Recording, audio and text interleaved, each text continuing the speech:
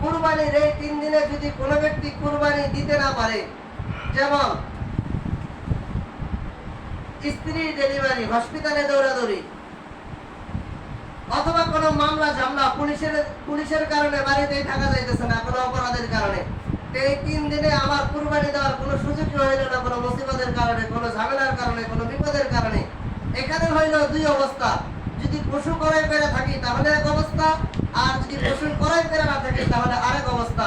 যদি আমি পশু ক্রয় করে থাকি আর এই 3 দিনে বিভিন্ন ঝামেলার কারণে কুরবানি দিতে পারি নাই, তাহলে এই ক্ষেত্রে মাসআলা হলো পূর্ণ এই যে পশুটা আমি ক্রয় করছি জিন্দা আল্লাহর রাস্তায় সদকা করা, জবাই করে না,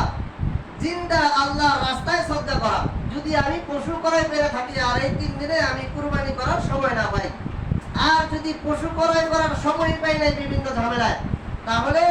একটা ছাগল কিনতে